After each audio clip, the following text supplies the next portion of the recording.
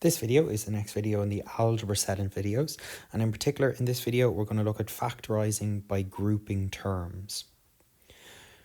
Some four-termed expressions do not have an overall common factor but can be factorised using pairs of brackets. To do this, we follow the method which I've outlined below. So the first thing we do is we group similar terms. Then we find the highest common factor of these similar terms and write it outside the brackets. Divide each term by this factor and write the results inside the brackets, and then repeat the two previous steps for any other similar terms. Looking at example 2.1, we'll start with A, and A says factorise the following expressions, and we have 2a with x plus y plus 3x plus y. In this particular one, what we have is we have the term 2a x plus y, 3x plus y. If we look at both terms, this being one term and this being the other term, both terms contain an x and a y. Therefore, we can divide x plus y out of both terms. When we divide x plus y out of both terms, we'll be left with 2a plus 3. When you're factorising, either by grouping terms or factorising quadratics, what you'll see is usually we might end up with something very similar to this at the end. The trick I use to help me know that I can go from an expression that looks like this to an expression that looks like this is I say if the inside guys are the same, we can write the inside guys together and the outside guys together. However, the inside guys must be the exact same, including the same signs. We'll see this more as we do a few examples in this video. Looking at B, we have 2ab plus 2ac plus 3bx plus 3cx. Here we have four terms, and all of these terms, if you look at them, there's no similar number or variable that we can divide out of all of them. For example, here we have 2ab and here we have 3cx. There's no number or variable that are the same. When that happens, we can group terms together and factor out common variables or numbers in those groups. I'm going to group together the first two terms here, 2ab plus 2ac, and I'm going to group together the second two terms, 3bx and 3cx. So in the first two terms, each has a 2, so I'm going to divide a 2 out, and each has an a, so I'm going to divide an a out. What I'll be left with then, when we divide 2ab by 2a, I'll be left with b. And when I divide 2ac by 2a, I'll be left with c. Next, I'm going to have a look at 3bx plus 3cx, and I'm going to divide 3x out of both of those.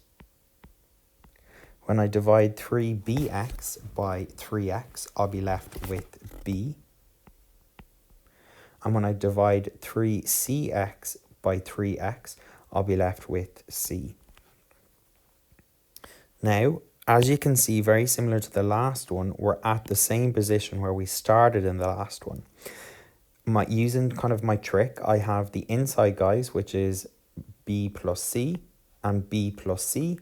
They're the exact same, meaning I can divide both 2ab plus c, 3x b plus c by b plus c, or I can write the inside guys together and the outside guys together. I've now factorised 2ab plus 2ac plus 3bx plus 3cx using grouping terms. Looking at example C, I have 3ax minus bx minus 3ay plus by. In this particular one, I'm going to group the first two terms together and the second two terms together. By grouping together the first two terms, I then look and see what I can divide out of both. And here I can divide an x out of both, and I'll be left with 3a minus b. Looking at the second two terms, both have a y, so I can divide a y out of both, and I'll be left with minus 3a plus b. Now, we're at a very similar place to where we were in part A and part B. So I check my inside guys, and I have 3a minus b, and I have minus 3a plus b. So they're almost the exact same, but the signs are different. So here we have a positive 3a and a negative 3b, but here we have a negative 3a and a positive b. To overcome that, what I can do is I can change what I divided by. So here I would have divided by plus y, but instead I can divide by minus y. What will happen then is the minus 3a and the plus b will change signs, and I'll be left with a positive 3a and a minus b, because minus 3ay divided by minus y will leave us with 3a, and by divided by minus y will leave us with minus b. Then I check my inside guys here. I have 3a minus b and 3a minus b. So my inside guys are exactly the same. So we can factorize out the 3a minus b, and we'll be left with x minus y. Finally then, looking at D, we have factorized the following expressions, and we have 6a squared c minus 6ab minus 4bc plus 9a cubed. In this particular one, we should be careful what we group together.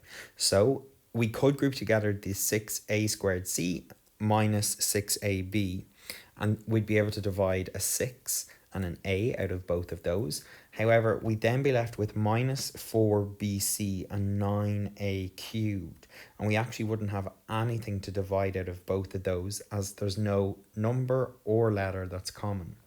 Therefore, I'm going to group together the 6a squared c with the 9a cubed, and I'll group together the minus 6ab and the minus 4bc.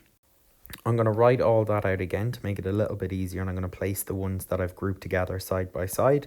So I have 6a squared c plus 9a cubed minus 6ab minus 4bc. Looking at the first two terms then, we have 6a squared c and 9a cubed. So I can divide 3 out of both of these, so it becomes 3. And I can also divide an a squared. So that will leave me then with 2c plus 3a. And then in the second two terms, which we have minus 6a and minus 4bc, I can take a minus 2b out, and I'll be left with 3a plus 2c. Now again, we just check our inside guys. So we have 2c plus 3a and 3a plus 2c. You might think that they're different, but they are the same. You could rewrite them the other way around. So our inside guys are the same, and when the inside guys are the same, we can divide out the inside guys. I'm just going to do it up here just to give myself some more space. And when I divide 3a squared 2c plus 3a and minus 2b 3a plus 2c by 2c plus 3a, I'll be left with 3a squared minus 2b. And now I've factorized the expression 6a squared c minus 6ab minus 4bc plus 9a cubed by grouping terms. That brings this video to an end, which was all about factorizing by grouping terms.